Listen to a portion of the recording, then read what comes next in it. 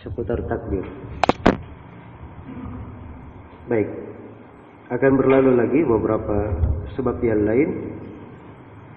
Insyaallah nanti kita akan rinci atau kita akan simpulkan dari sebab-sebab tersebut.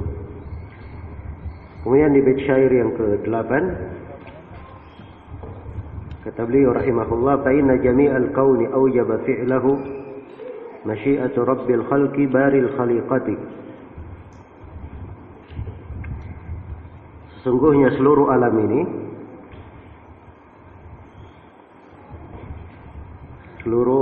ini itu terjadi, diadakan, diciptakan oleh Allah Subhanahu wa taala dengan kehendaknya. Rabbil khalq baril khaliqah, yang maha memiliki makhluk, yang mengadakan makhluk itu. Iya. Di sini ingin beliau tegaskan salah satu dari dasar keimanan di pembahasan takdir, bahwa seluruh dari alam ini terjadinya, seluruh dari alam yang atas maupun yang bawah serta seluruh makhluk yang ada padanya itu terjadi karena kehendak Allah Subhanahu wa taala yang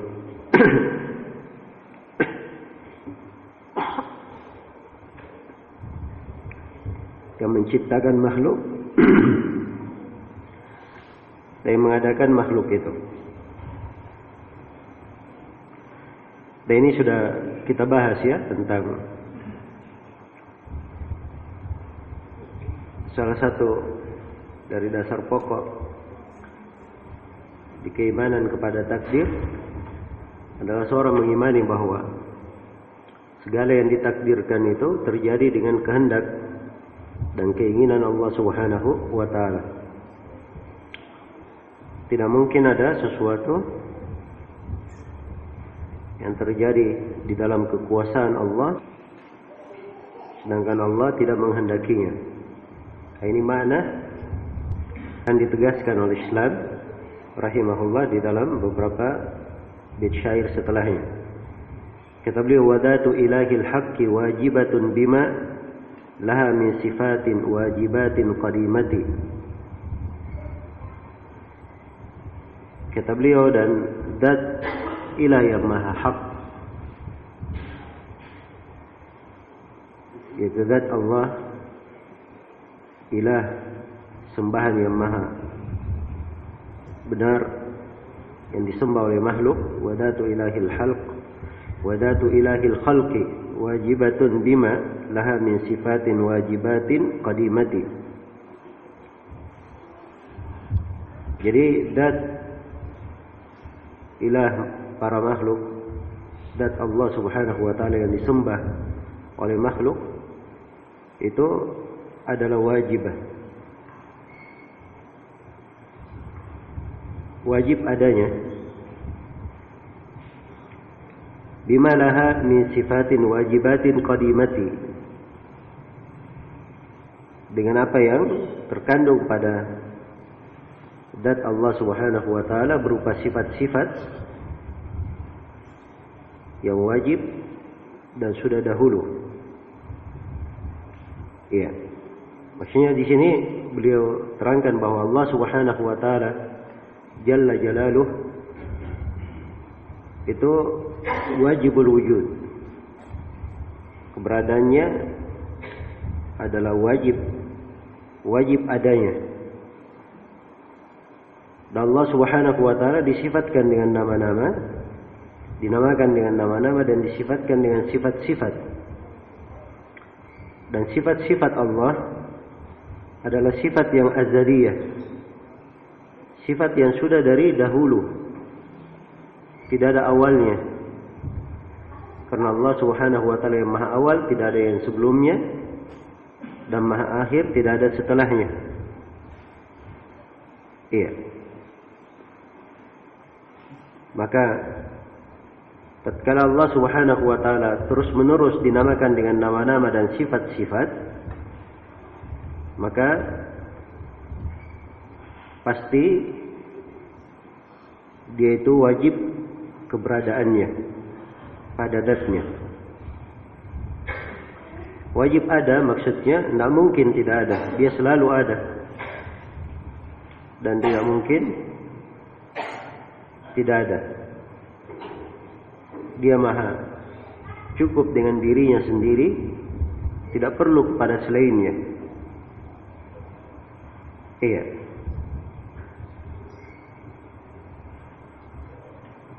Dan ini bahasa yang dipakai oleh Syekhul Islam di sini dari bahasa-bahasa pendalilan akal.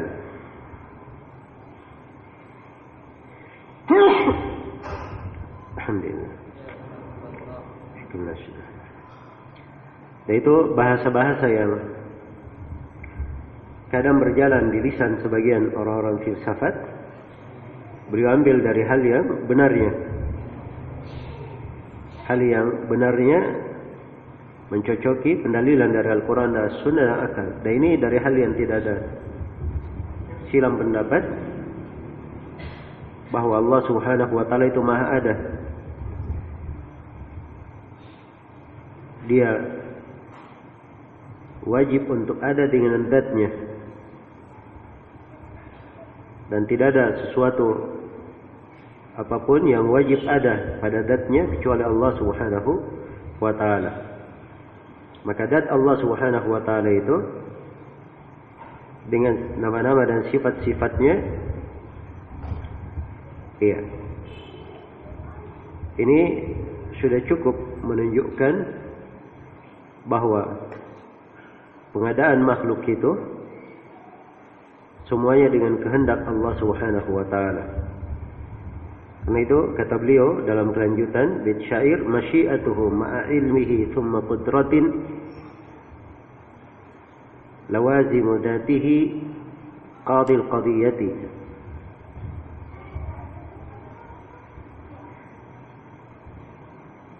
Masyiatuhu ma'a ilmihi thumma qudratun lawazimu dzatillahi qadil qadiyati.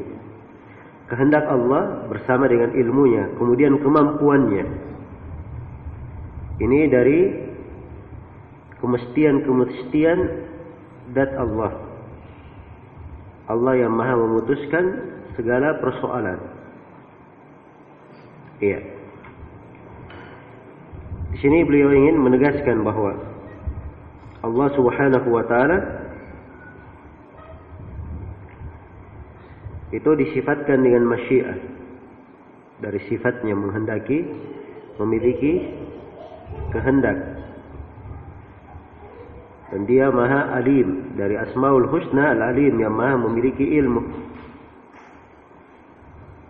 Al-alim, al-allam, semuanya bermakna maha memiliki ilmu.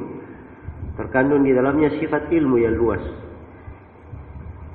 Dan dari nama Allah adalah nama Al-Qadir, Al-Muqtadir. Al-Qadir, yang artinya yang maha mampu, maha memiliki kudrah. Ini tiga dari sifat adalah dari kemestian zat Rabb, kemestian zat Allah Subhanahu wa taala. Iya. Jadi kalau dikatakan bahwa Allah itu memiliki nama-nama dan sifat, di antara namanya maha berkehendak, maka tidak mungkin ada yang terjadi tanpa dia kehendaki. Sebagaimana tidak mungkin ada yang dicipta di luar ciptaannya, karena Allah maha mampu atas segala sesuatu. Dan tidak mungkin ada sesuatu yang ditakdirkan di luar dari ilmunya, Karena Allah dari konsekuensi zatnya, Allah subhanahu wa ta'ala maha mengetahui. Ini dari salah satu renungan ya, dari Asmaul Husna dan sifat-sifat Allah yang maha tinggi. Dari keindahan nama dan kandungan dari sifat itu mengharuskan konsekuensi. Iya. Allah maha mampu, maha mengetahui. Tidak mungkin ada sesuatu terjadi di atas muka bumi di luar dari ilmu Allah, di luar pengetahuannya. Itu bertentangan dengan kesempurnaan sifat kemampuan Allah, bertentangan dengan kesempurnaan sifat ilmu Allah, bertentangan dengan kesempurnaan sifat kekuasaan Allah Al-Qahar, dan seterusnya dari, kalau diurut, dari kandungan nama-nama dan sifat-sifat Allah Azza wa Jalla. Iya.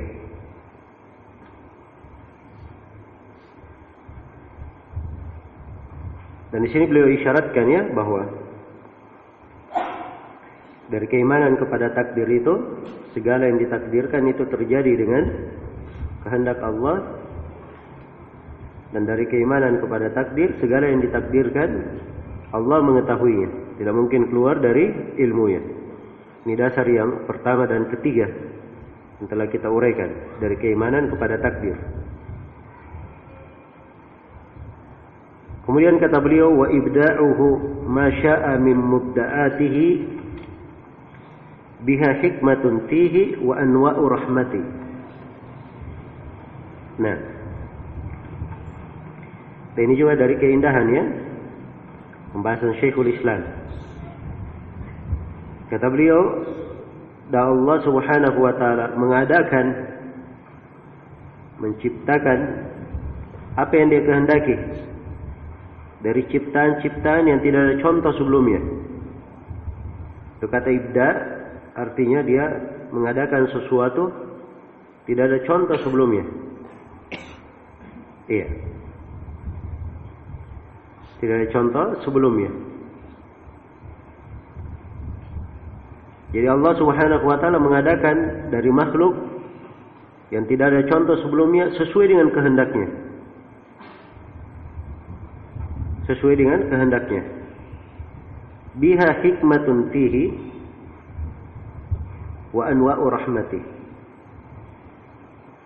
Dengannya ada hikmah di dalamnya dan berbagai bentuk rahmat.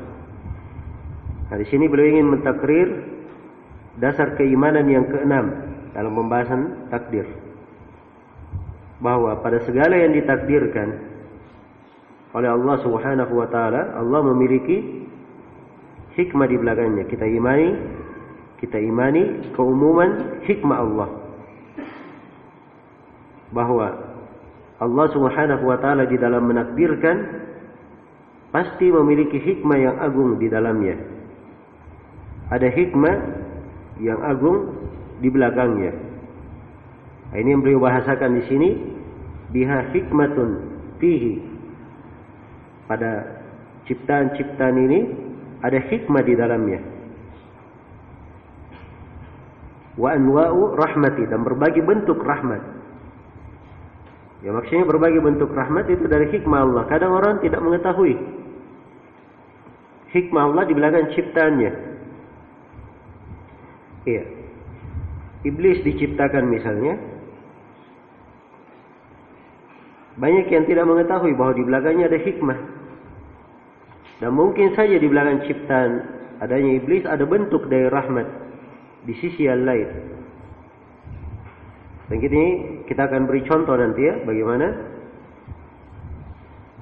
yang diterangkan oleh para ulama dari hikmah penciptaan iblis. Sama dengan dosa dan maksiat. Di belakangnya ada hikmah Allah subhanahu wa ta'ala. Kenapa itu ditakdirkan? Ada hikmah-hikmah yang agung. Pembahasan-pembahasan yang menunjukkan berbagai rahmat Allah subhanahu wa ta'ala untuk hamba. Iya. Baik. Maka Allah Subhanahu wa taala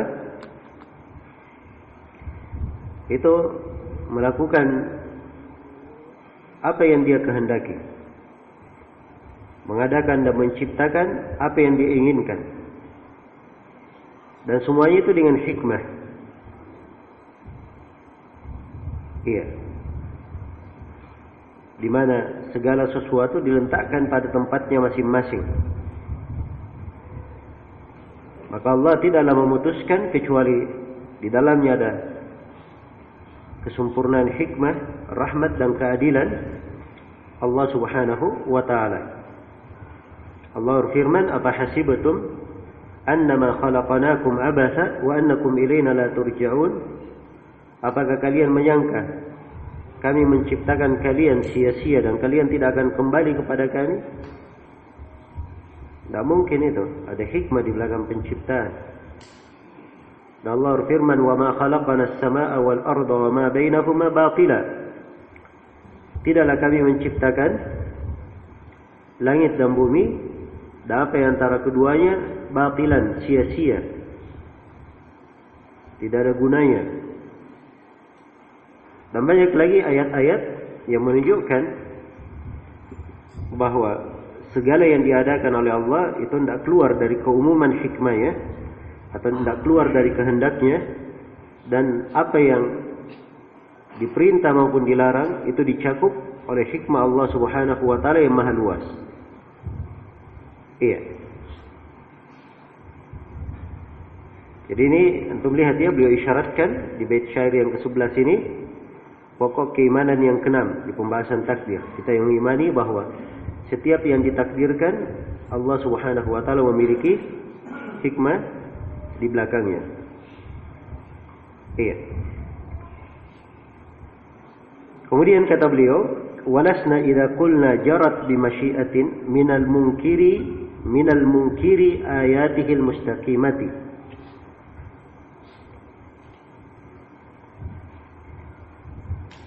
Ya harusnya ayati al-mustaqimata, cuma di kasrah untuk mengikuti qafiyah. Balil haqqu an lillahi wahdahu lahul khalqu wal amru alladhi fi syi'ati. Ya, kata beliau dan kami. Jadi kalau kami berkata bahwa seluruh makhluk itu, seluruh yang ditakdirkan itu terjadi dengan kehendak Allah, semuanya di bawah kehendak Allah, itu bukan artinya bahwa kami ini orang yang mengingkari ayat-ayat Allah yang lurus dari ayat-ayat syar'iyyah. Iya. Sini beliau ingin isyaratkan dasar keimanan yang ketujuh di pembahasan takdir, bahwa takdir itu tidak pernah bertentangan dengan syariat. Itu dasar keimanan yang ketujuh ya di pembahasan takdir, bahwa keimanan kepada takdir tidak pernah bertentangan dengan apa? Syariat. Jadi sekarang kalau kita katakan bahwa segalanya sudah ditakdirkan dengan kehendak Allah, apakah itu artinya saya mengingkari perintah dan larangan? Ayat-ayat yang istiqamah menunjukkan perintah dan larangan? Jawabannya tidak. Ya, balil haqqu, bahkan yang benarnya, annal hukma lillahi wahdahu. Hukum itu bagi Allah semata. Ya. Perhatikan, Allah Maha memiliki hukum. Telah kita terangkan bahwa hukum terbagi berapa? Terbagi dua. Ada hukum kauni dan ada hukum apa? Syar'i. Hukum kauni, dialah Allah Subhanahu wa taala yang mengadakan dari seluruh makhluk, menetapkan adanya. Dialah yang menetapkan siapa yang beruntung, siapa yang merugi, siapa yang penduduk surga, siapa yang penduduk neraka. Itu hukum kauni qadari. Dan Allah yang menetapkan hukum-hukum syar'i, hukum-hukum syariat. Ini diperintah, ini diwajibkan, dianjurkan, ini diharamkan, makruhkan. Allah yang menetapkan seluruh hal itu. Jadi seluruh hukum milik Allah. Kalau begitu, tidak boleh dipertentangkan. Tidak boleh dipertentangkan. Karena Allah berfirman, inil hukmu illa lillah. Hukum itu hanya milik Allah Subhanahu wa ta'ala. Iya. Baik. Jadi ini diantara pendalilan. Kenapa seorang itu tidak boleh mempertentangkan antara takdir dan syariat. Sebab semuanya adalah hukum Allah. Dan tidak boleh mempertentangkan dari hukum Allah Subhanahu wa ta'ala itu. Iya. Allah Subhanahu wa ta'ala berfirman, "Wa man ahsanu minallahi hukman liqaumin yuqinun." Siapa yang lebih baik hukumnya daripada Allah bagi kaum yang yakin. Jadi tidak ada hukum yang lebih indah dari hukum Allah. Jadi kalau ada yang mempertentangkan dalam hal ini artinya dia menyelisihi dari kandungan ayat. Iya. Dia mempertentangkan dari hukum Allah Subhanahu wa ta'ala. Baik. Kemudian kata beliau, lahul khalqu wal amru alladhi fi syari'ati. Ini juga sisi pendalilan lain. Milik Allah lah al-khalq, penciptaan, dan miliknya pula perintah. Alladhi fi syari'ati. Perintah di dalam syariat. Jadi Allah yang menciptakan, memerintah sesuai dengan apa yang Dia kehendaki. Dan Dia pula yang menetapkan perintah, menetapkan syariat. Dan semuanya adalah milik Allah. Iya. Karena itu dalam Al-Quran dikatakan, ala lahul khalqu wal amr. Ketahuilah bahwa hanya milik Allah penciptaan dan perintah itu. Penciptaan dan perintah tersebut. Nah,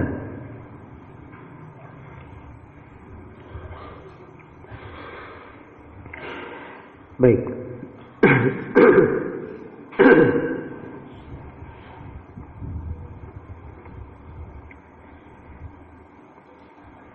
Jadi kesimpulan dari dua bait ini, Syekhul Islam Ibn Taimiyah rahimahullah ingin menegaskan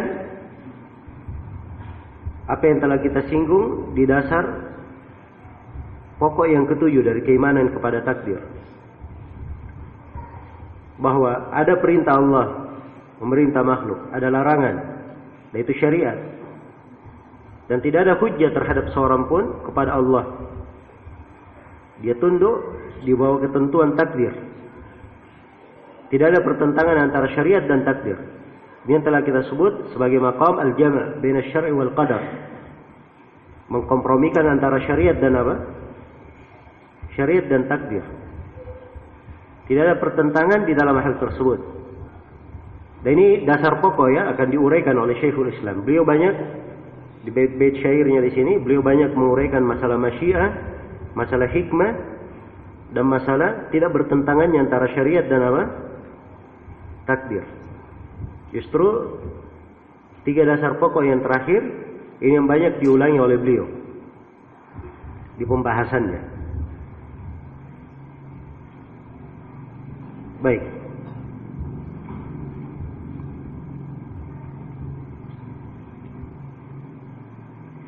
Kemudian kata beliau, huwal malikul mahmudu fi kulli halatin. Lahul mulku min ghairi intiqasin bi syirkati. Ya. Ini penegasan untuk apa yang telah lalu. Tambah lagi di sini. Huwal malikul mahmudu fi kulli halatin. Dialah Allah al-Malik, yang maha berkuasa, yang maha raja, al-mahmud, yang terpuji fi kulli halatin, pada segala keadaan. lahul mulku. Baginya lah segala kekuasaan itu. Min ghairi intiqasin bi syirkati. Tidak pernah berkurang kekuasaannya karena dia punya partner atau kawan syirikat. Nah, ini dari kandungan sebelumnya ya. Beliau memberikan kaidah umum. Syekhul Islam memberikan kaidah umum. Kaidah umumnya Allah disifatkan dengan dinamakan dengan nama-nama Asmaul Husna. Disifatkan dengan sifat-sifat yang agung. Dari kandungan nama dan sifat-sifatnya itu sudah menolak dari ucapan ahlul bidah. Dari kandungan dari nama dan sifatnya itu mengharuskan Allah melakukan apa yang dia kehendaki. Tidak mungkin ada yang keluar dari kehendaknya. Dan mengharuskan segala yang ada itu diketahui oleh Allah Subhanahu wa taala. Dan mengharuskan bahwa Allah Maha mampu untuk segala sesuatu. Itu kandungan dari Asma al-Husna dan sifat-sifat al-Ulya, sifat yang tinggi dari sifat-sifat Allah Subhanahu wa taala. Demikian pula di sini beliau tambahkan lagi, sebagaimana Allah dari namanya Al-Malik yang Maha berkuasa, Al-Mahmud yang terpuji. Iya. Dan ini Al-Mahmud dari pengabaran. Dia dipuji. Jelas ya? Jadi dua ini kalau direnungi, Maha berkuasa dan Maha terpuji. Renungi dua hal ini. Maka ini mengharuskan bahwa setiap dari ciptaannya itu pasti ada hikmah di belakangnya. Seluruh dari syariatnya itu adalah hal yang agung. Tidak ada pertentangan antara syariat dan takdirnya. Karena Allah Maha terpuji di dalam segala hal.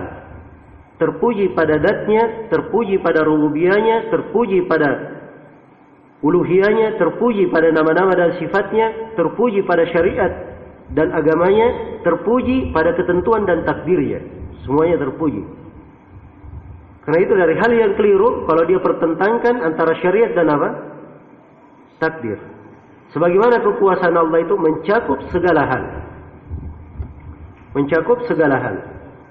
Dia yang berkuasa di atas seluruh makhluk. Kekuasaan yang meliputi segala sesuatu. Iya. Maka tidak mungkin ada yang terjadi di tengah makhluk ini di luar kehendaknya. Itu bertentangan dengan makna Maha berkuasa. Apalagi kalau dipikir seperti ucapannya orang-orang Qadariyah Nufah dari kalangan Mu'tazilah yang mengatakan si hamba itu dia menciptakan perbuatannya sendiri. Kok bisa dia mencipta di dalam kekuasaan Allah yang Maha berkuasa atas segala sesuatu? Ini bertentangan sekali dengan kandungan dari apa? Asmaul Husna dan sifat-sifat Allah yang Maha tinggi. Jelas ya? Karena itu renungan terhadap Asmaul Husna itu mewarnai segala bentuk syariat. Segala bentuk pembahasan. Sampai di pembahasan takdir kalau direnungi itu mengukuhkan seseorang bisa memahami, membuatnya paham permasalahan takdir dengan apa? Dengan sangat mudah. Iya. Jadi ini maksud dari Syekhul Islam di sini rahimahullah bahwa Allah itu Maha berkuasa, Maha terpuji pada segala keadaan, baginya kekuasaan tidak pernah kurang oleh syirikat. Karena Allah tidak ada syirikat baginya. Iya. Maka kesempurnaan kekuasaannya, kesempurnaan pujian untuknya. Maka ini mencakup segala hal. Dan Allah terpuji pada keutamaannya, pada rahmatnya, pada keadilannya, pada hikmahnya, pada kebaikan yang dia berikan. Terpuji pada segala hal. Baik. Jadi ini kaidah-kaidahnya ya, dasar-dasarnya. Perhatikan ya. Bermanfaat sekali dari 7 kaidah dasar yang saya sebutkan di awal pembahasan. Itu selalu diperhatikan. Sebab banyak dari uraian-uraian Syekhul Islam Ibnu Taimiyah itu dibangun di atas kaidah-kaidah itu. Nah, dibangun di atas kaidah-kaidah tersebut. Kemudian beliau berkata, ini mana-mana beliau ulangi ya di banyak tempat di sini. Kemudian beliau berkata, "Fama syaa maulana al-ilahu fa innahu yakunu wa ma la yakunu bi hilati." Maka apa yang maula kita, Al-Ilah, Allah yang maha diibadahi, yang memberikan walayah, perlindungan, pertolongan kepada kaum mukminin, apa yang Allah kehendaki, fainahu yakun, itulah yang terjadi.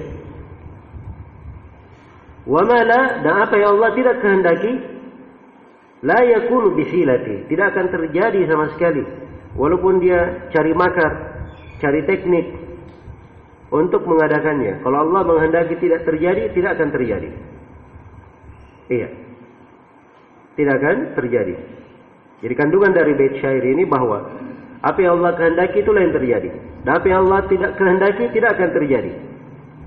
Tidak ada suatu apapun di atas muka bumi ini, tidak dalam bentuk gerakan maupun ketenangan, tidak ada yang diberi hidayah atau disesatkan, semuanya kecuali dengan kehendak Allah Subhanahu wa taala. Dan ini dari dasar pokok keimanan dalam takdir. Sudah kita uraikan di dasar yang keberapa ini? Bahwa segala sesuatu dengan kehendak Allah, di dasar yang keberapa? Di dasar yang ketiga. Iya. Allah berfirman, "Wa rabbuka yakhluqu ma yasha'u wa yakhtar." Dan Rabbmu menciptakan apa yang Dia kehendaki dan memilih. Iya. Dan ini semana ya dengan ucapan Imam Syafi'i rahimahullah. "Wa ma syi'ta kana wa illam asya' wa ma syi'tu illam tasya' lam yakun khalaqtal ibada ala ma alimta wa fil ilmi yajri al fata wal musin ala da mananta wa hada khadalta wa hada a'anta wa da lam tu'in wa minhum syaqiyyun wa minhum sa'idun wa minhum qabihun wa minhum hasan." Apa yang Engkau kehendaki ya Allah itu pasti terjadi, walaupun saya tidak berkehendak. Ya, kalau saya tidak menghendaki sesuatu, tapi Allah menghendaki terjadi, tidak mungkin. Kehendak saya yang berjalan, pasti kehendak Allah yang terjadi. Demikian pula sebaliknya, wa ma syi'tu illam tasya' lam yakun. Apa yang saya kehendaki, walaupun saya berusaha, berupaya, tapi kalau Engkau tidak menghendaki terjadi, maka dia tidak akan terjadi. Engkau menciptakan hamba-hamba di atas ilmu-Mu. Ini dari keimanan terhadap ilmu ya. Wa segala yang ditakdirkan berjalan di atas ilmu Allah. Wa fil ilmi yajri al fata wal musin. Di atas ilmu Allah itulah berjalan segala ketentuan takdir. Ini anak muda ditakdirkan dia muda, ini ditakdirkan tua, mencapai usia tua, ditakdirkan begini dan begitu, semuanya di atas ilmu Allah. Yang sana engkau beri nikmat, yang sana tidak diberi anugerah, diluputkan nikmat terhadapnya. Yang sana engkau bantu, yang di sana engkau tidak membantunya. Di antara mereka ada yang merugi, di antara mereka ada yang beruntung. Di antara mereka ada yang bagus wajahnya ataupun akhlaknya, jelek wajah maupun akhlaknya, dan di antara mereka ada yang bagus wajah maupun akhlaknya. Nah, baik. Kemudian kata beliau rahimahullah, jadi jelas ini ya, saya tegaskan lagi bait syair yang ke-15 ini.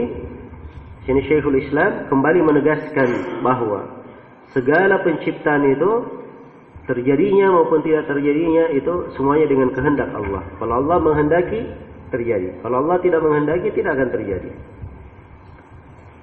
Kemudian kata beliau, wa qudratuhu la naqsa fiha wa hukmuhu ya'ummu fala takhsisa fi dhil qadiyati. Wa qudratuhu, kemampuan Allah tidak ada kekurangan padanya, la naqsa fiha. Wa hukmuhu, demikian pula hukumnya, ya'ummu fala takhsisa fi dhil qadiyati. Hukum Allah umum. Hukum Allah itu umum. Ya, telah kita terangkan ya di pembahasan hukum terbagi dua, ada hukum kauni dan ada hukum apa? Syar'i. Dan rinciannya lebih umum lagi. Iya. Karena ahkam itu ada berbagai macam. Ada ahkam qadariyah, ada ahkam syar'iyah, dan ada ahkam jazaiyah. Ada hukum yang bersifat syar'i, perintah dan larangan syariat dan agama. Ada hukum yang bersifat qadari, ini hukum diputuskan dia beruntung, merugi, akan meninggal, akan hidup, akan sesat, akan mendapat petunjuk. Itu hukum-hukum qadari. Dan ada hukum jazai, pembalasan di hari kiamat nanti. Siapa yang dibalas dengan surga, dengan kenikmatan, dengan keindahan, dan siapa yang dibalas dengan neraka, dengan siksaan dan dengan keburukan. Nah, itu hukum pada hari kiamat. Semua hukum Allah adalah mencakup seluruhnya. Fidil qadiyati, pada masalah ini, pada masalah takdir ini. Nah, ini sudah berlalu ya. Baik. Jadi kemampuan Allah dan hukumnya itu tidak ada kurangnya dan mencakup segala sesuatu. Tidak ada yang diperkecualikan darinya. Kemudian kata beliau, uridu bidha anna al-hawaditha kullaha biqudratihi kanat wa mahdil masyiati. Dan yang saya inginkan dengan pembahasan ini, dengan kalimat yang telah berlalu, bahwa seluruh hawadith, seluruh yang terjadi, itu terjadi dengan kemampuan Allah dan semata kehendaknya. Nah, ini yang ingin beliau tegaskan lagi. Ya, jadi seluruh pembahasan itu, beliau menegaskan bahwa apa yang terjadi dari makhluk, seluruh hal yang diadakan ini, itu semuanya teradakan, tercipta, semuanya dengan kemampuan Allah. Semuanya dengan kemampuan Allah dan semata kehendak Allah Subhanahu wa ta'ala. Ya, tidak ada yang keluar darinya. Tidak ada yang keluar darinya. Ya. Jadi ini semuanya dari mana-mana yang menunjukkan makna yang sama. Apa yang dia kehendaki itu yang terjadi, apa yang tidak dia kehendaki tidak terjadi. Iya. Dan kalau dia menghendaki sesuatu, Allah Maha mampu melakukannya. Kalau dia tidak menghendaki sesuatu, maka sesuatu itu tidak terjadi. Walaupun kemampuan Allah tidak ada batasannya. Iya. Walau sya'allahu maqtatalu, walakinallaha yaf'alu ma yurid. Andai kata Allah berkehendak, mereka tidak akan saling membunuh. Tapi Allah melakukan apa yang dia kehendaki. Walau sya'allahu lajama'ahum 'alal huda. Andai kata Allah menghendaki, Allah akan kumpulkan mereka di atas petunjuk. Kumpulkan di atas petunjuk kalau Allah berkehendak. Tetapi Allah menyesatkan siapa yang dia kehendaki. Memberi hidayah kepada siapa yang dia kehendaki. Nah, dan ini makna sudah berlalu ya. Cuman beliau ulangi lagi penegasannya. Kemudian kata beliau, wa malikuna bi kulli ma qad aradahu lahul hamdu hamdan ya'tali kulla midhati. Wa malikuna, dan Allah yang maha memiliki kita. Ini salah satu dari asma dari Allah Al-Malik. Iya, qulillahumma malikal mulki. Dan salah satu qiraat Maliki yaumiddin yang kita baca Maliki yaumiddin di bacaan Hafs dan selainnya. Allah yang maha memiliki kita pada segala hal yang dia kehendaki. Iya. Jadi apa yang Allah kehendaki, Allah yang maha berkuasa, maha memiliki kita. Tidak ada yang bisa menahannya. Tidak ada yang bisa menolaknya. Lahul hamdu hamdan ya'tali kulla midhatin. Dan bagi Allah Subhanahu wa ta'ala pujian yang terus tinggi bersamanya, melebihi segala jenis pujian. Iya. Maksudnya Allah itu maha terpuji dengan pujian yang paling tinggi. Tidak ada yang lebih tinggi dari pujian kepada Allah. Dan ini semuanya sudah kita terangkan ya, bahwa dari kandungan Allah yang maha berkuasa, maha memiliki, tidak mungkin ada yang terjadi tanpa kehendaknya. Dan tidak mungkin ada yang terjadi tanpa pengetahuannya. Iya. Dan tatkala Allah Subhanahu wa ta'ala terpuji pada segala perkara, pada segala hal, pada segala keadaan, maka tidak mungkin ada dari hal yang ditakdirkan itu keluar dari keutamaan, hikmah dan keadilannya. Itu tidak mungkin. Nah, ini dasar-dasar pokok ya, bagaimana beliau tanamkan pembahasan ini. Kemudian kata beliau, fa inna fil khalqi min ni'amin sarat wa min hikamin fawqa al-uqul al-muhakimati umuran yuharu al-aqlu fiha idza ra'a min al-hikam al-ulya wa kullu ajibati. Kemudian kata Syekhul Islam rahimahullah, sesungguhnya Allah Subhanahu wa taala itu di tengah makhluknya memiliki nikmat-nikmat. Iya. Ini beliau ulangi lagi dari bentuk ta'lil ya. Allah memiliki berbagai nikmat. Di tengah makhluknya nikmat yang berjalan. Itu anugerah. Tidak ada yang bisa menghitungnya.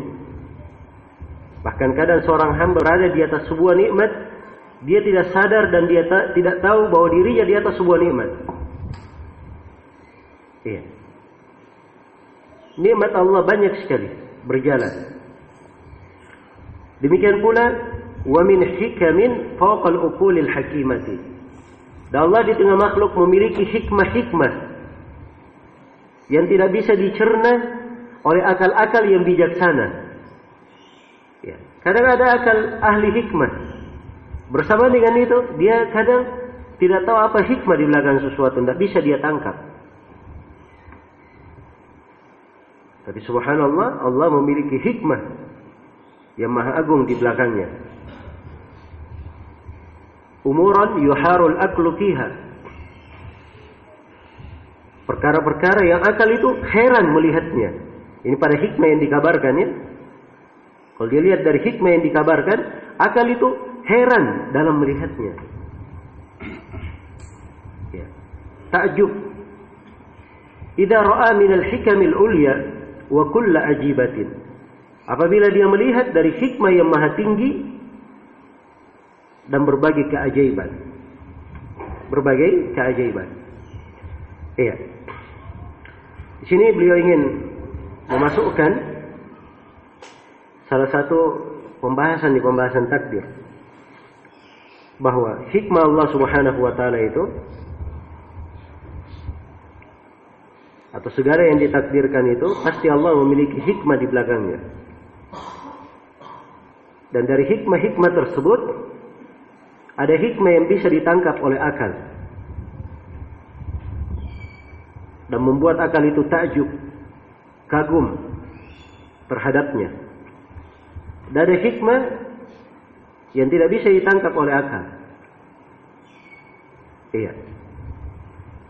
Tapi hikmah ini adalah di atas segala hikmah yang pernah dipikirkan oleh ahli-ahli hikmah dari manusia. Nah, maka syariat itu, ya, syariat itu tidak pernah mendatangkan hal yang mustahil.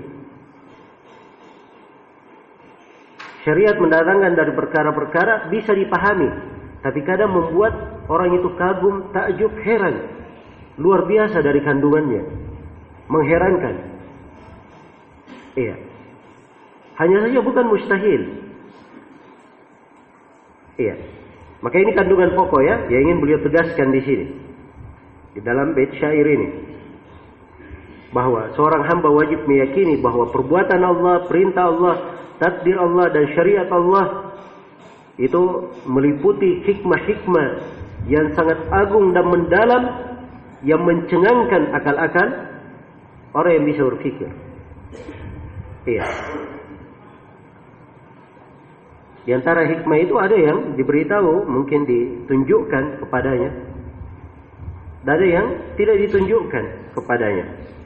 Karena itu kata Syekhul Islam rahimahullahu ta'ala, ini dari ucapan beliau indah dan kaidah yang sangat mendalam.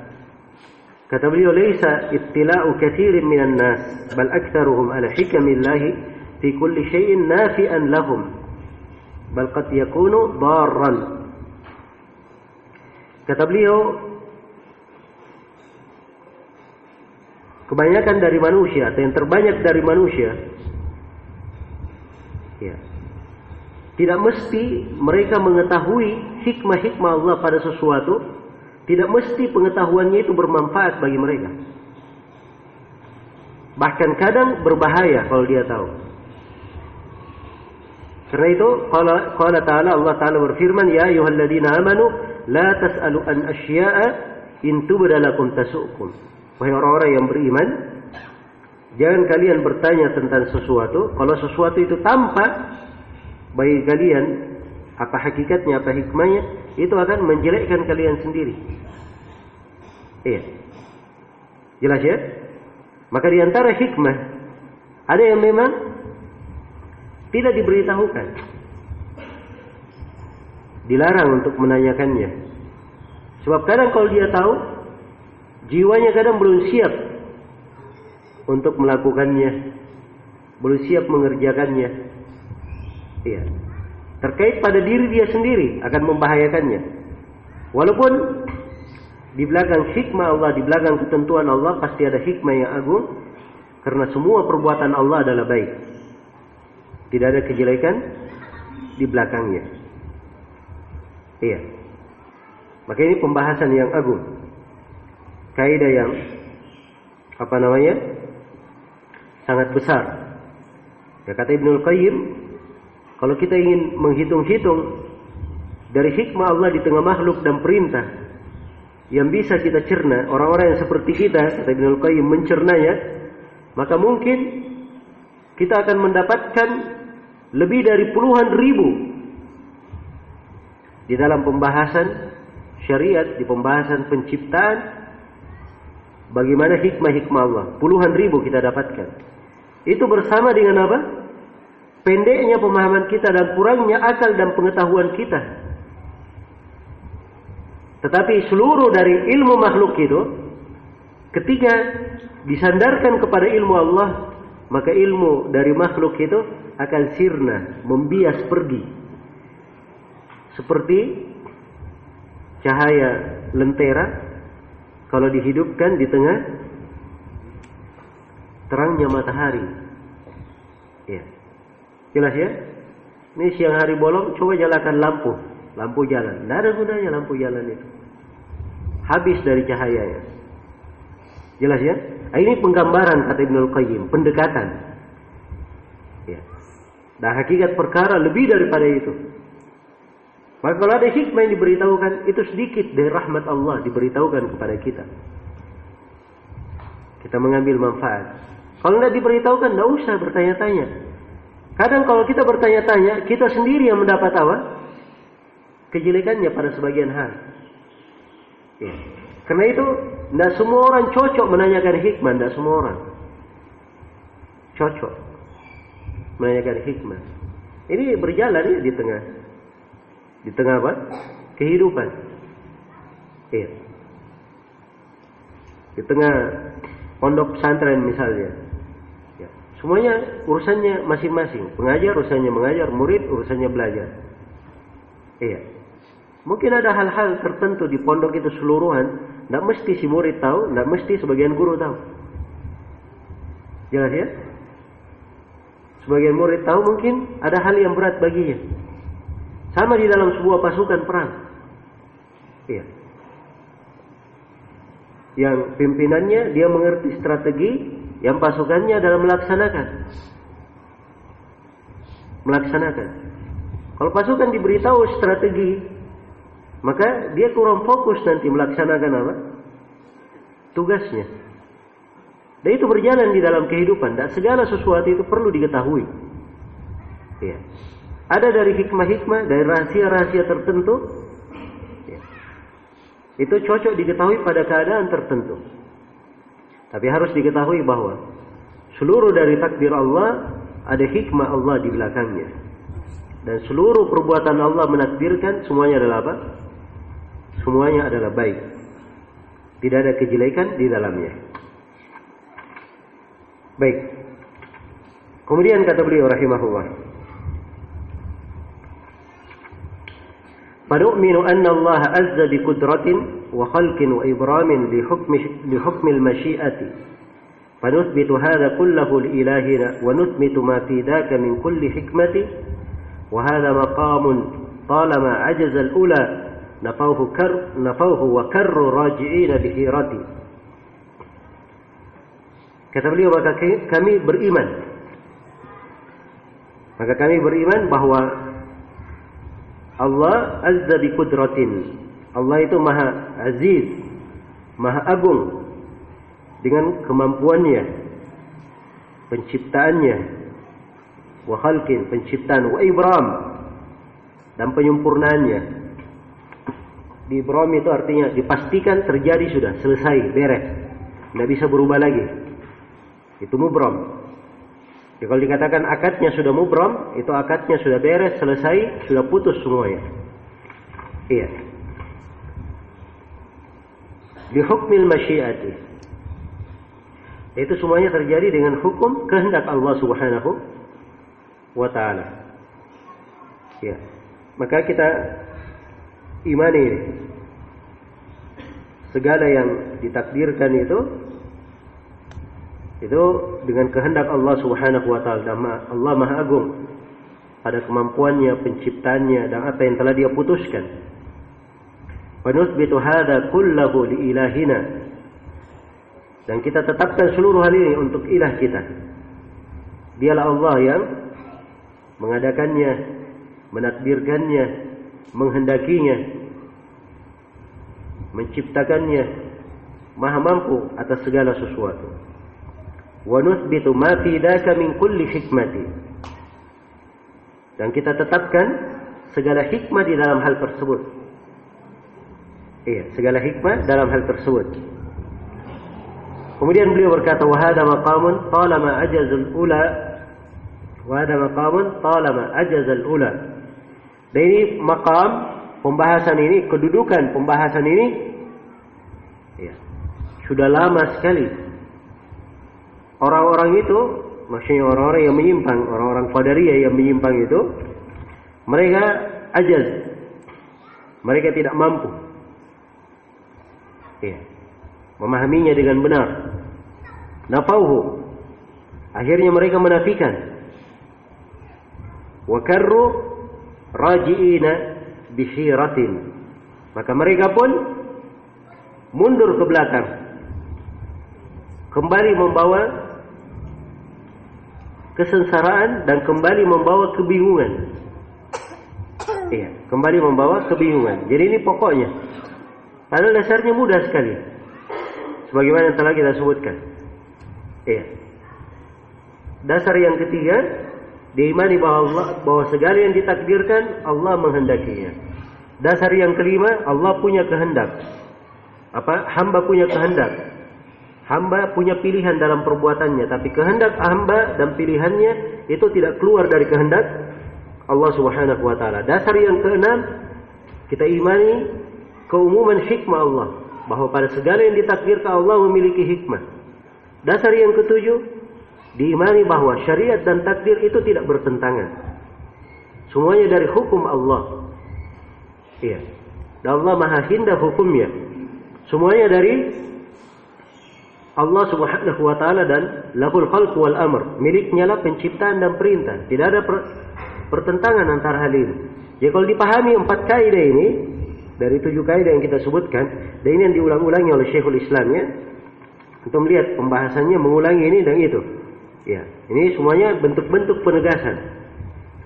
Jadi kalau misalnya ada yang keluar dari hal ini, dia tidak mengertinya, maka inilah yang menyebabkan terjadinya kebingungan yang kembali dengan membawa kerugian. Iya. Maka hati-hati, jangan sampai seorang jatuh di dalam penyimpangan yang seperti itu. Nah, baik.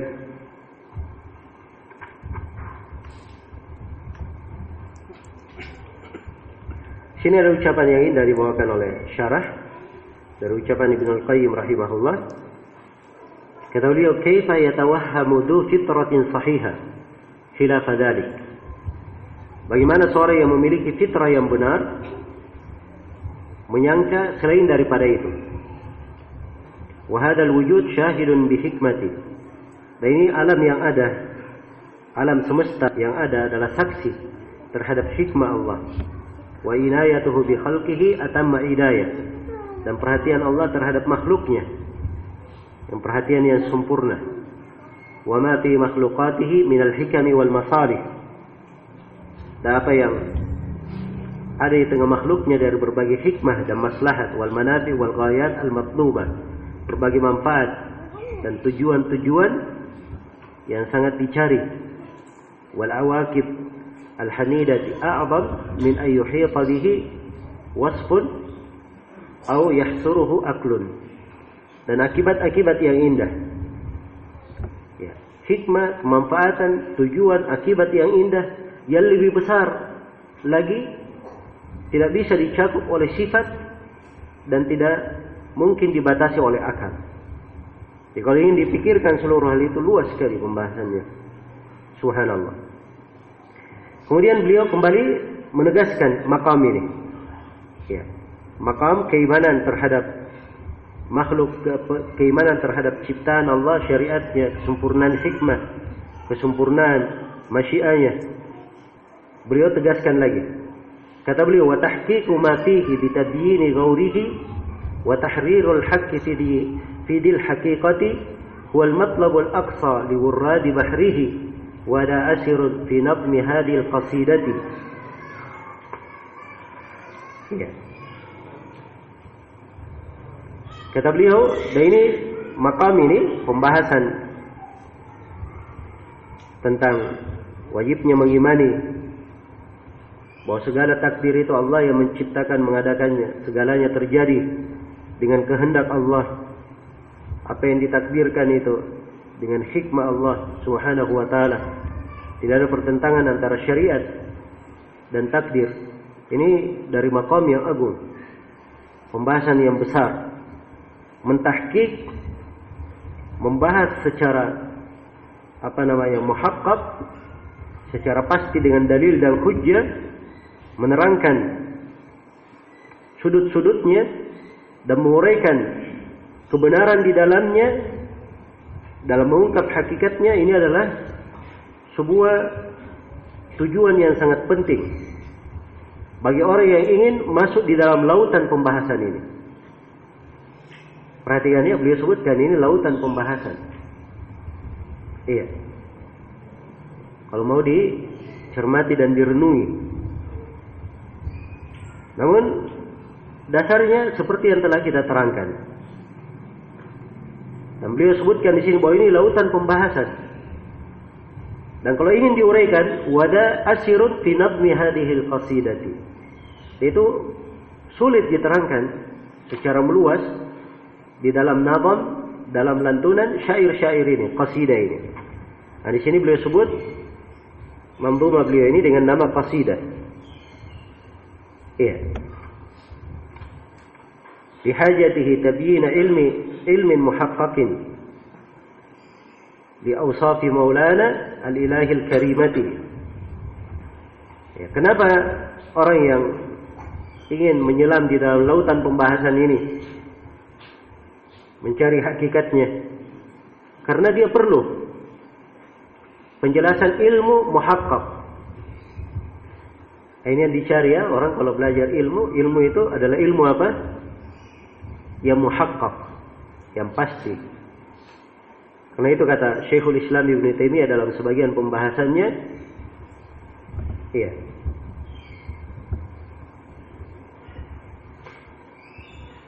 Kata beliau, al-ilmu bahthun muhaqqaq wa naqlun musaddaq wa ma siwa dhalika fahadayanun muzawwaq.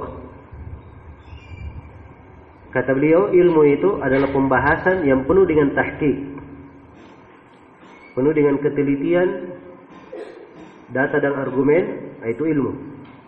Atau dia adalah penukilan yang penuh dengan kejujuran. Nukilannya pasti, jujur. Itu ilmu namanya.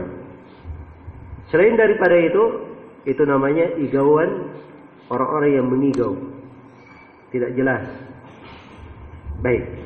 Jadi beliau menerangkan bahwa seorang hamba itu perlu penjelasan ilmu yang muhaqqaq, ilmu yang pasti li awsati Maulana al-Ilahi al-Karimati, tentang sifat-sifat Maula kita Allah yang maha Karimah, yang maha pemurah. Ya. Jadi beliau sebutkan bahwa pembahasan ini luas kalau diuraikan. Kenapa? Ya, sebab dia terkait dengan pembahasan apa? Banyak hal. Satu, terkait dengan sifat-sifat Allah. Ya, kalau dibahas setiap sifat Allah digandengkan dengan hikmah, takdir dan penciptaan Allah, itu luar biasa pembahasan. Panjang sekali. Menegaskan masalah ini. Demikian pula wa asma'ihil husna wa ahkami dinihi wa af'alihi fi kulli hadhil haliqati. Demikian pula pembahasan nama-namanya al-husna. Kalau dibahas setiap nama, maknanya apa? Kandungan dari nama itu apa? Konsekuensinya apa? Dihubungkan dengan penciptaan, kemampuan Allah, syariat, takdirnya, hikmahnya. Luas sekali pembahasannya. Jelas ya? Demikian pula wa ahkami dinihi, hukum-hukum agamanya. Ini pembahasan luas sekali. Coba kalau kita baca dari hukum syar'i saja, dari hukum syariat. Pada Al-Quran dan Sunnah, syariat dalam agama. Dan pada setiap pensyariatan kita kaji apa hikmah di belakangnya. Satu saja kita bahas luar biasa. Apa hikmah solat? Luar biasa. Pembahasan di belakangnya. Apa hikmah zakat? Apa hikmah puasa? Apa hikmah haji? Ini pembahasan hikmah saja luar biasa. Luasnya pembahasan. Jelas ya? Jadi ini kepembahasan kalau ingin diuraikan bagi orang yang ingin masuk di dalam lautan pembahasannya, ini pembahasan panjang. Ya, dan sulit diuraikan di dalam apa? Qasidah ini. Ya, beliau katakan bukan tidak mungkin, tapi sulit saya diuraikan. Itu perlu waktu. Dan beliau menjawabnya ringkas. Iya. Kemudian kata beliau, wa hadza bihamdillahi qad bana zahiran wa ilhamuhu lil khalqi afdalu ni'mati. Dan ini segala puji hanya untuk Allah, sudah tampak dengan sangat zahir. Iya. Sebab kalau diambil dari kaidah dasarnya saja, dipetik dari kaidah dasarnya, itu sudah bagus. Orang sudah bisa memahaminya secara zahir. Kalau dia masuk di dalam lautan pembahasannya, dia akan semakin yakin lagi. Tapi alhamdulillah, yang tampak saja itu sudah cukup baginya. Dan ilham Allah kepada makhluk itu adalah nikmat yang paling afdal. Iya. Kenapa beliau isyaratkan di sini ilham Allah kepada makhluk adalah nikmat yang paling afdal? Iya. Sebab tidak semua dari makhluk diberi hidayah untuk itu, memahaminya. Lihatlah di antara manusia ada yang kafir, ada yang mukmin, ada yang bernisbat kepada Islam, ada yang menyimpan di pembahasan takdir. Dia tidak bisa pahami hal-hal ini, padahal zahir sekali. Dari keagungan penciptaan Allah, syariatnya, hikmahnya, ya, takdirnya. Wa qad qila fi hada wa khutta kitabuhu bayanun syifa'un lin nufusil mariyati. Ya. Dan telah ditulis, dibahas oleh para ulama di dalam hal ini, pembahasan yang banyak. Qila fi hada maksudnya sudah diucapkan dalam pembahasan ini, banyak pembahasan. Wa khutta kitabuhu, banyak pembahasan di dalam hadis. Ya. Demikian pula di pembahasan ulama, wa khutta kitabuhu, dan demikian pula kitab Al-Quran itu tercakup di dalamnya bayanun syifa'un, penjelasan yang merupakan penyembuh lin nufusil mariyati, bagi jiwa yang sakit. Jadi penjelasan dan penyembuh bagi jiwa yang sakit kalau jiwanya sakit. Adapun orang yang beriman yang sehat jiwanya, dia akan semakin bertambah cahaya di atas cahaya. Iya. Jadi itu cahaya Al-Quran. Begitu dia menimpa jiwa yang sakit, ada kegelapan, maka cahaya dari Al-Quran menyirnakan kegelapan, membuat jiwanya sehat. Orang yang jiwanya sudah terang, sehat, maka begitu dapat cahaya, maka bertambah cahaya di atas cahaya. Bertambah cahaya di atas cahaya. Nah, dan ini dari keindahan pembahasan seputar takdir ini. Jadi kesimpulannya di sini dari uraian Syekhul Islam rahimahullah, ini dasar-dasar pembahasan beliau menegaskan kaidah-kaidah pokok memahami takdir. Iya. Dan beliau sudah uraikan bahwa segala yang ditakdirkan itu Allah yang menghendakinya terjadi, Allah yang mengadakannya, menciptakannya. Iya. Allah Maha memiliki hikmah di belakangnya, tidak ada pertentangan antara syariat dan takdir. Semuanya diagungkan. Ini dasar-dasar pokok yang beliau tegaskan. Dan beliau sudah isyaratkan kalau ini uraiannya sebenarnya jelas. Kalau orang mencermati dari nama-nama Allah, sifat-sifat Allah, ya, dia cermati dari hukum-hukum syariat, hukum-hukum qadariyah, dari perbuatan Allah, dia gandengkan semuanya, akan dia pahami. Tapi itu pembahasan luas kalau seorang ingin masuk di dalam lautannya. Ya, dan ini qasidah berat untuk diuraikan pembahasan luas itu. Jelas ya? Maka dari sini beliau sudah selesai menerangkan tentang dasar-dasar dan pijakan untuk masuk. Setelah itu beliau langsung menguraikan sudut-sudut kekeliruan orang yang bertanya. Jadi orang yang bertanya ini ada beberapa pertanyaannya yang menyimpang. Ya. Karena itu beliau katakan, faqauluka lima qad syaa mithla su'ali man yaqulu falim qad kana fil azaliyati. Maka ucapan kamu wahai penanya,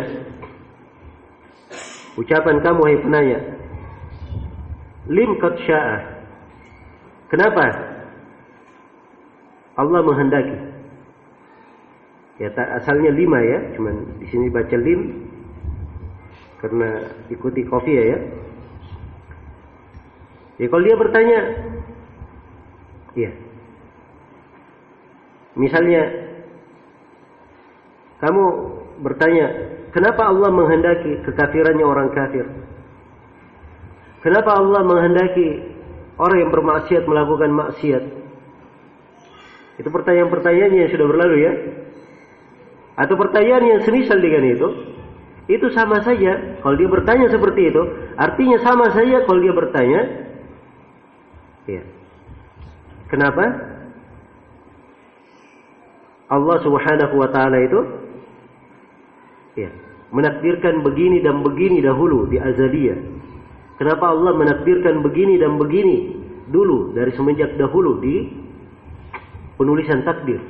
Itu sama saja artinya. Ya, jadi kalau sekarang ditanya, kenapa kalau misalnya dia terang-terangan berkata, kenapa Allah menakdirkan begini? Kenapa dulu Allah menakdirkan begini? Akan jelas-jelas orang teriaki dia, kamu ini sesat. Ya kan? Nah, jadi pertanyaannya itu sama. Ketika dia berkata, kenapa Allah menghendaki kafirnya orang yang kafir? Kenapa Allah menghendaki orang yang bermaksiat melakukan maksiat? Kenapa Allah menghendaki orang yang membunuh melakukan pembunuhan? Pertanyaan semisal ini sama saja kalau dia bertanya, kenapa Allah menakdirkan hal itu dahulu? Ya, itu sama saja. Jelas ya? Dan pertanyaan yang seperti ini kata beliau, wadaka su'alun yubtilul aqlu wajhahu wa tahrimuhu qad ja'a fi kulli syir'ati. Dan ini soal, ini pertanyaan, ya, telah dibatalkan oleh akal, telah dianggap batil oleh akal. Sisi pertanyaannya, ya kalau dia bertanya seperti secara akal, artinya dia langsung mengkritik Allah Subhanahu wa taala. Dia mendebat Allah Subhanahu wa taala. Ya. Dari sisi akal itu sudah salah besar. Allah itu maha berkuasa, yang maha menetapkan hukum, bukan yang dikuasai, bukan yang dihukumi. Sehingga kalian yang menghukumi, yang bertanya kenapa dan kenapa, Iya. Jelas ya? Allah Subhanahu wa taala itu la yus'alu amma yaf'al wa hum yus'alun. Sebagaimana Allah firmankan dalam Al-Qur'an, tidaklah dia ditanya apa yang dia kerjakan, mereka lah manusia yang ditanya apa yang mereka kerjakan. Nah,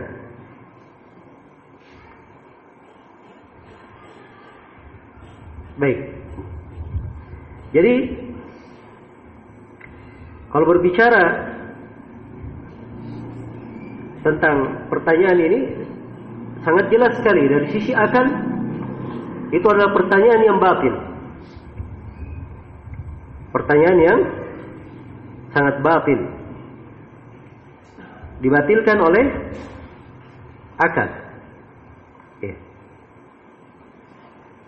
Sisi lainnya dibatilkan oleh akal. Allah itu maha adil.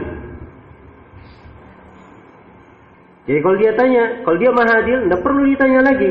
Kenapa dia mencipta begini? Kenapa dia menakdirkan begini? Kenapa dia memberi begini? Kenapa dia menahan begini?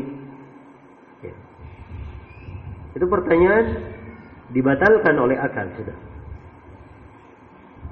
Jelas ya? Karena Allah Subhanahu wa taala maha adil. Kalau dia memberi, maka itu keutamaan darinya. Kalau dia menahan, maka itu keadilan dari sisi Allah. Ketetapan milik Allah. Dia memberikan hak kepada makhluk. Memberikan anugerah kepada makhluk. Dan tidak ada seorang makhluk pun yang ada hak terhadap Allah Subhanahu wa taala, ada hujjah terhadap Allah Subhanahu wa taala. Iya. Jadi ini sisi yang pertama ya. Bahwa ini pertanyaan dibatalkan oleh akal. Jadi akal yang sehat itu pasti menganggap ini batil pertanyaan ini. Sisi yang lain, wa tahrimuhu qad jaa'a fi kulli syir'ati. Dan pertanyaan yang seperti ini pengharamannya ada pada seluruh syariat. Iya. Ada pada seluruh syariat. Sebab seluruh syariat Nabi dan Rasul, iya, seluruh syariat Nabi dan Rasul ini membatalkan dari pertanyaan ini. Telah datang dalam seluruh syariat pengharaman. Perhatikan ya ayat-ayat di surah Asy-Syura itu. Syara'a lakum minad dini ma wassa bihi Nuhan wa ma auhayna ilaika wa ma wassayna bihi Ibrahim wa Musa wa Isa. Disebutkan wasiat kepada Nabi Nuh, wahyu kepada Nabi kita Nabi Muhammad, wasiat kepada Nabi Ibrahim, Nabi Musa, Nabi Isa. Ini wakil dari para nabi. Disebutkan tidak boleh berpecah. Ya. Kemudian disebutkan Allah memilih apa yang Dia kehendaki, siapa yang Dia kehendaki, Allah memberi hidayah kepada siapa yang bertobat. Ditetapkan takdir pada ayat setelahnya. Kemudian diperintah untuk sama-sama berdoa, berdakwah, istiqamah sebagaimana diperintah. Tidak boleh mengikuti hawa nafsu. Dan beriman kepada kitab yang diturunkan oleh Allah. Dan diperintah berlaku adil. Dan sama-sama menyatakan bahwa Allah adalah Rabb kami dan Rabb kalian. Tidak ada hujjah antara kami dan kalian. Allah yang mengumpulkan kita semua, wa ilaihil masir. Setelah seluruh ayat itu datang firman Allah, ancaman. Walladzina yuhajjuna fillahi min ba'di mastujiba lahu hujjatuhum dahidatun 'inda rabbihim wa 'alaihim ghadabun wa lahum 'adzabun syadid. Orang-orang yang menghujjah Allah, mendebat Allah setelah diistijabah baginya. Hujjahnya adalah dahidah, sirna. Iya, di sisi Rabb mereka. Dan untuk mereka kemurkaan dan bagi mereka siksaan yang sangat pedih. Maka ini pengharaman mendebat seperti ini, bertanya seperti ini, itu ada di dalam seluruh syariat. Ada di dalam apa? Seluruh syariat. Sebagaimana yang dikatakan oleh Syekhul Islam di sini. Iya. Dan itu tampak kalau diperhatikan dari syariat para nabi dan para rasul. Tampak apa yang beliau sebutkan. Iya. Jadi pertanyaan yang seperti ini, kesimpulannya bahwa pertanyaan yang seperti ini, si penanya bertanya, kenapa Allah menghendaki begitu? Kenapa Allah menghendaki kafirnya orang kafir, bermaksiatnya orang maksiat? Ini pertanyaan-pertanyaan tidak boleh secara syar'i, hukumnya haram pada segala syariat. Dan dari sisi akal itu pertanyaan yang bertentangan dengan akal. Kok dia bertanya kepada Allah yang Maha memiliki, yang Maha berkuasa, tidak ada seorang pun berkuasa terhadapnya, Maha menetapkan hukum, tidak ada yang keluar dari hukumnya. Ini tidak masuk akal hal tersebut. Jelas ya? Baik. Kemudian kata beliau, wa fil qawli takhsisun katsirun yadullu man wa fil qawli takhsisun katsirun yadullu man lahu naw'u aqlin annahu bi iradati wa isdaruhu an wahidin ba'da wahidin aw al qawli bit tajwizi ramyatu hirati. Nah, sini beliau membantah dari sisi pendalilan akal. Ini beliau masuk yang membantah ucapan-ucapan orang-orang filsafat di dalam hal ini. Iya. Ya, sekarang beliau mengatakan bahwa di alam ini banyak sekali dari hal-hal yang sudah dikhususkan, beraneka ragam bentuknya. Iya. Di antara manusia yang ditinggikan dan direndahkan. Kemudian bangunan saja, ada gunung yang tinggi, ada lembah yang rendah, ada tanah yang datar, ada yang besar, ada yang kecil, ada yang bersambung, ada yang bersendirian, ada yang berwarna begini, ada yang berwarna begitu, ada yang dia sifatnya begini, ada yang sifatnya begitu. Ini kan pengkhususan. Iya. Jadi kalau itu terjadi tanpa kehendak, itu tidak mungkin. Kok bisa berbeda-beda terjadinya? Kalau tanpa kehendak itu, dari sisi akal, terjadi begitu saja, mungkin sama semua bentuknya. Jelas ya? Tapi ini subhanallah terjadi dengan urutan, dengan rapi, dengan penuh hikmah. Ya. Hal yang mencengangkan akal. Keajaiban-keajaiban dari makhluk dan ciptaan Allah. Luar biasa. Maka tidak mungkin seluruh itu terjadi tanpa kehendak dari Allah. Begitu. Jelas ya? Maka di sini kata beliau, taksis adanya penentuan pada penciptaan, pengkhususan dalam hal yang dicipta oleh Allah. Ini beda bentuknya dengan lain. Yang sana lebih daripada yang lainnya. Dan seterusnya dari contoh-contoh yang sudah kita sebutkan, itu semuanya terjadi dengan kehendak Allah. Kalau dia punya akal, ya, dia punya akal, dan dia lihat dengan seksama, maka dia pasti meyakini bahwa itu terjadi dengan kehendak Allah Subhanahu wa taala dan dengan kemampuannya. Iya. Dan ini seakan-akan beliau isyaratkan bantahan. Dalam dua bait syair ini, beliau ingin membantah 3 kelompok dari orang-orang ahli filsafat. Iya. 3 kelompok dari orang-orang ahli filsafat.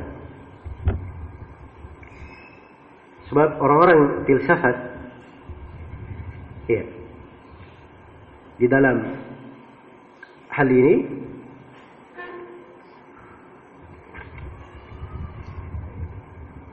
mereka ada 3 pendapat. Ya, ada 3 madhab.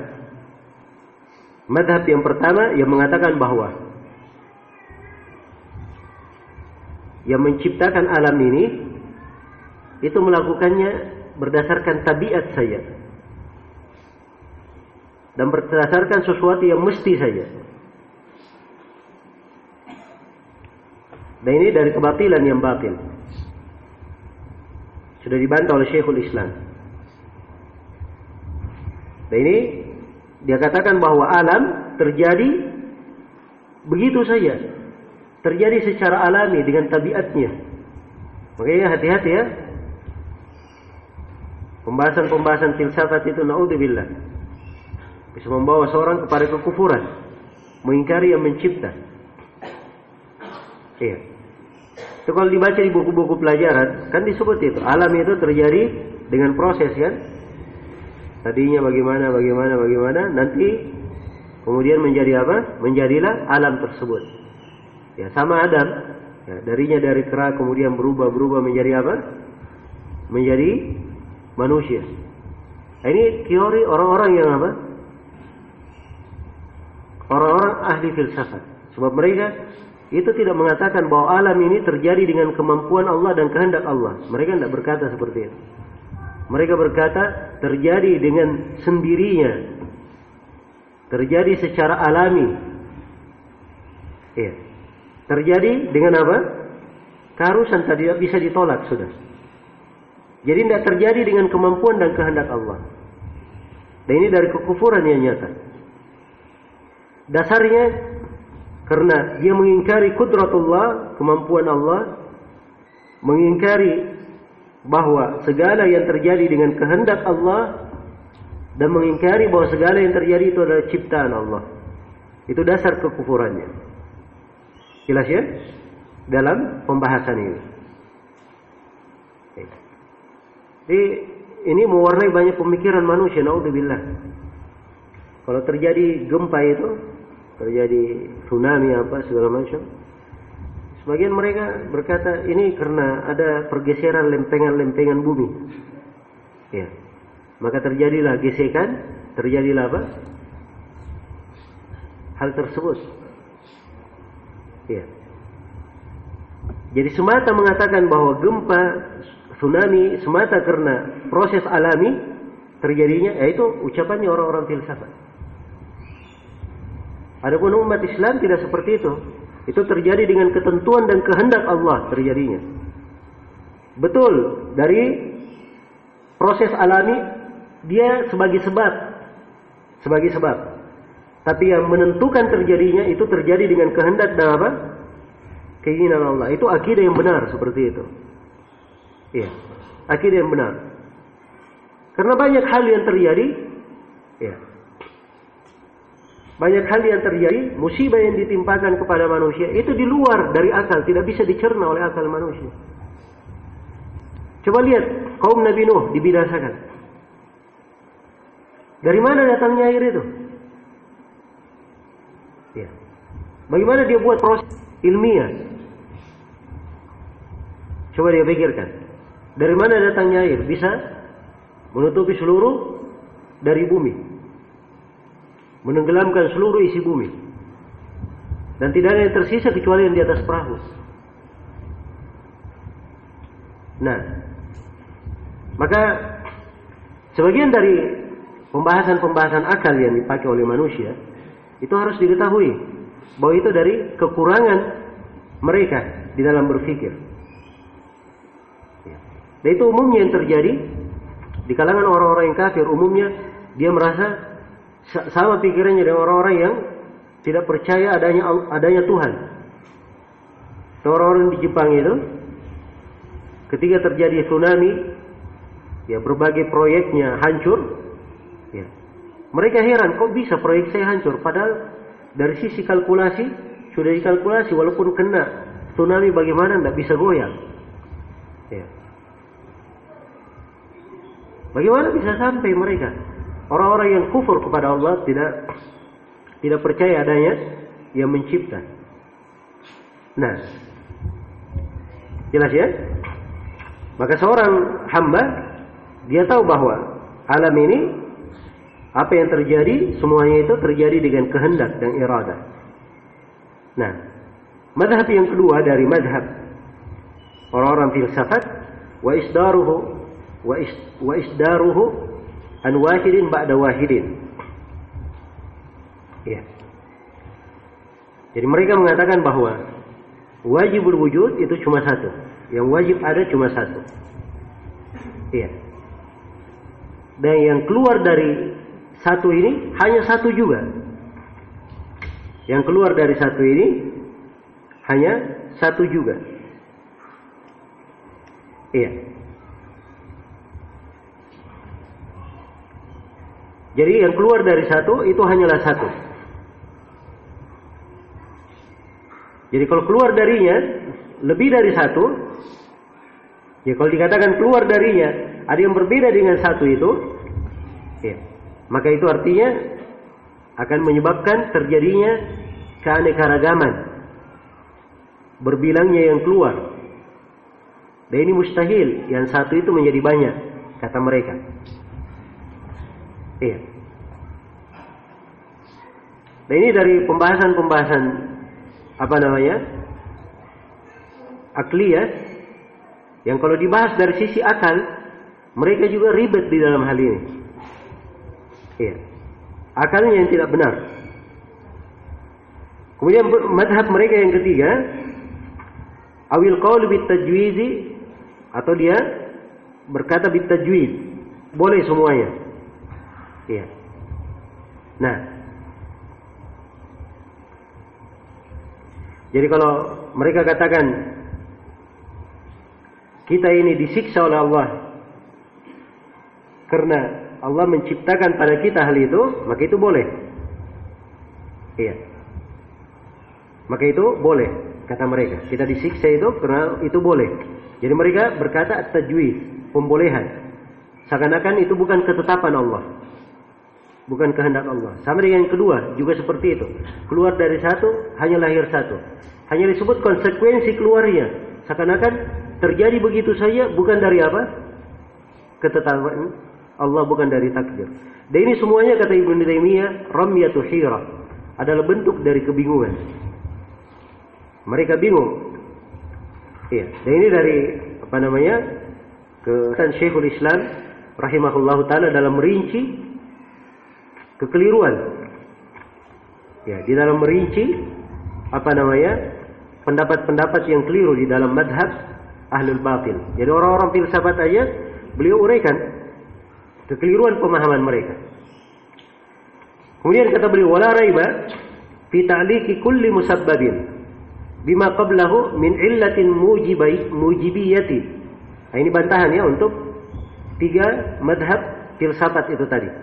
Walaupun sudah ada bentuk bantahan yang pertama, semuanya terjadi dengan kemampuan dan kehendak Allah. Kata beliau, tidak ada keraguan. La raiba fi ta'liqi kulli musabbabin.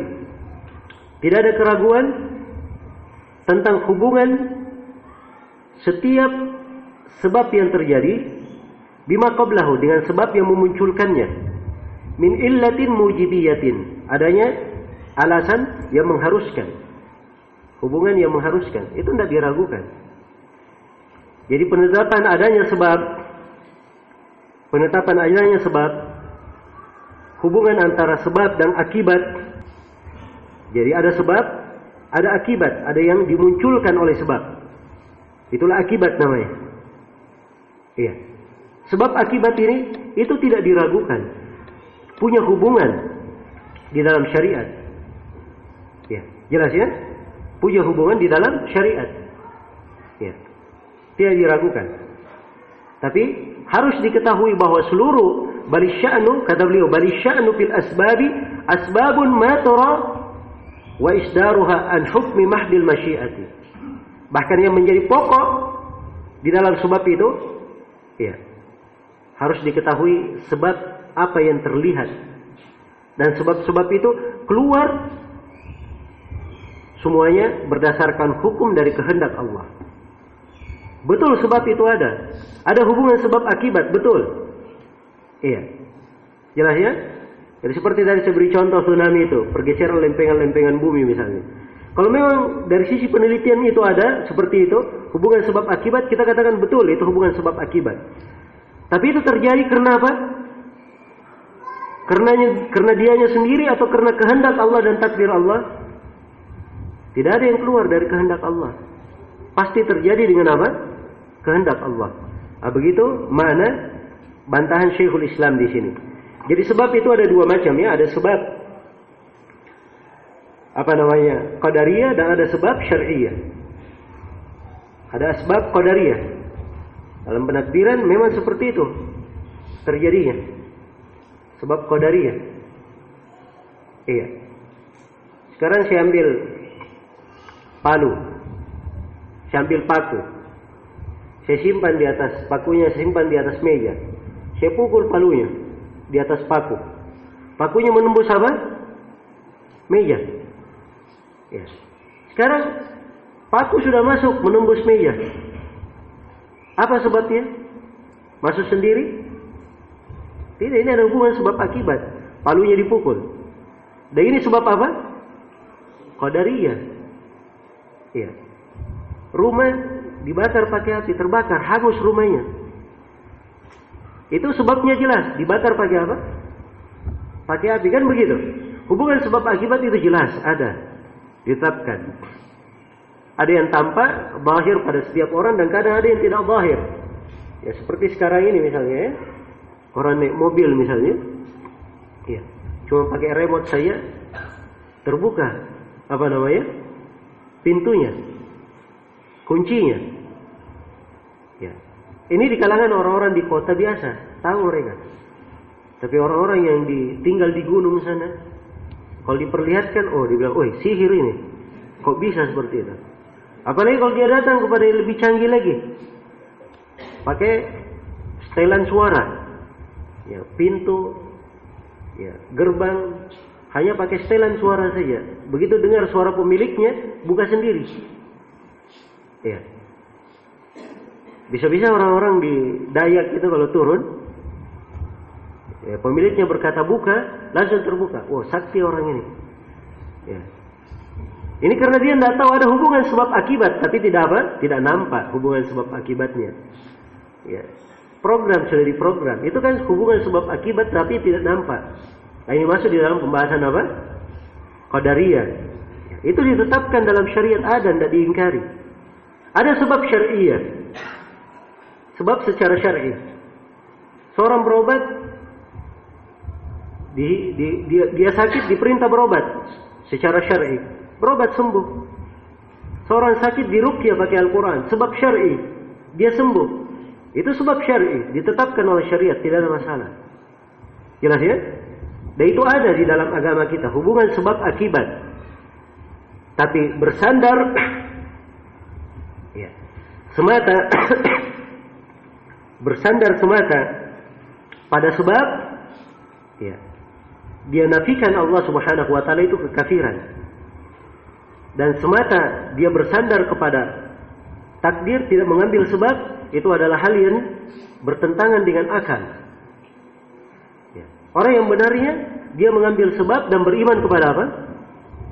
Takdir. Nah, itu yang benarnya. Jelas ya?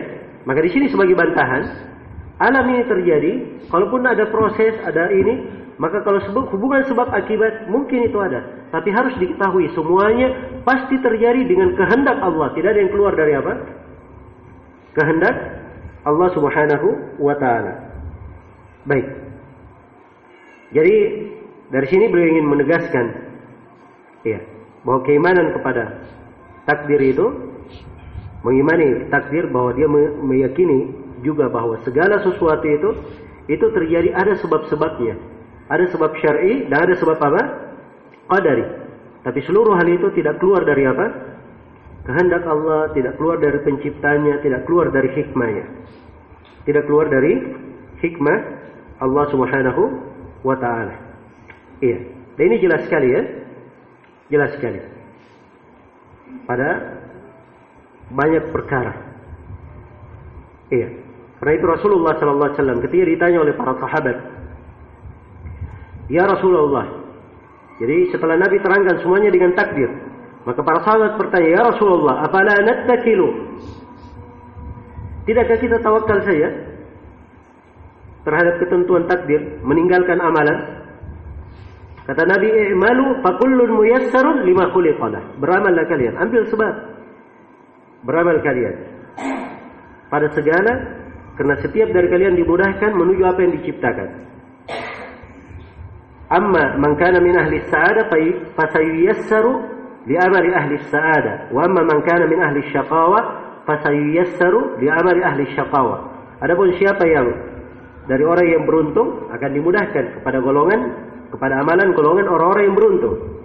Adapun siapa yang dari golongan merugi akan dimudahkan pada golongan orang-orang yang merugi. Kemudian Rasulullah membaca ayat. Iya. Fama man ata wattaqa wa saddaqa bil husna fasanuyassiruhu lil yusra. Disebutkan sebab, mengambil sebab. Dimudahkan kepada al yusra, itu takdirnya. Allah berikan padanya al yusra, kemudahan surga. Tapi dia ambil sebab, dia gemar memberi, gemar berbagi, selalu bertakwa dan membenarkan adanya husna. 3 sebab dia lakukan. Sebagaimana wa amma man bakhila wastaghna wa kadzdzaba bil husna fasanuyassiruhu lil usra. Sebagaimana dia masuk ke dalam al-usra, ke dalam neraka, itu ada sebabnya. Disebutkan 3 sebab. Dia bakhil, merasa dirinya cukup, angkuh, sombong, mendustakan adanya apa? Al-husna. Jelas ya? Baik, maka segala sesuatu itu ada sebabnya. Sebagaimana Allah memberi hidayah, itu ada sebab yang dia lakukan, dia mendapat hidayah. Sebagaimana dia disesatkan oleh Allah, karena ada sebab-sebab kesesatan yang dia lakukan, maka dia tersesat. Iya. Sebagaimana kalau Allah membantunya, memudahkannya, ada dari sebab-sebab yang dia lakukan sehingga dia dimudahkan.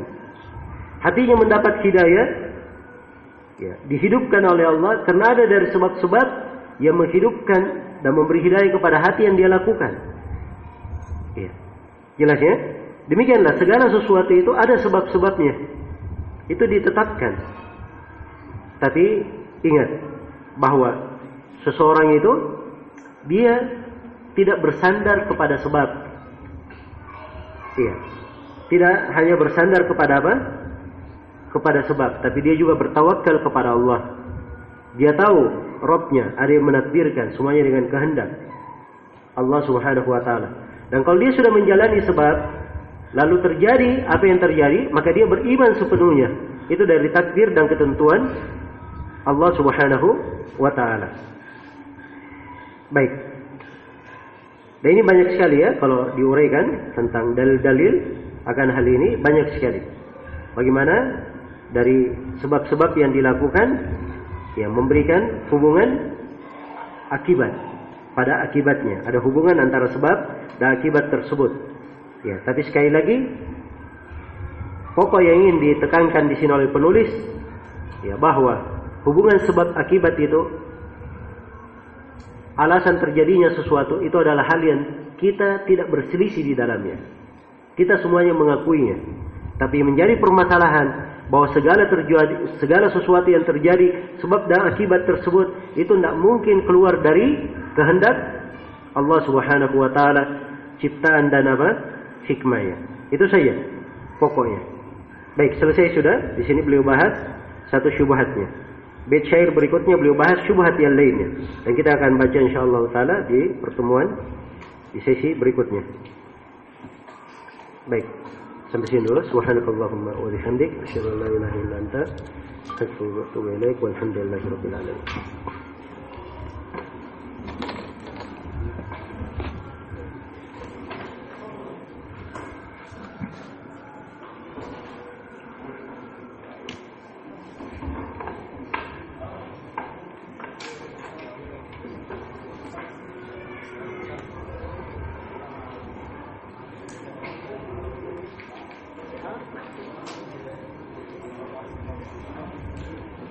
dalam hal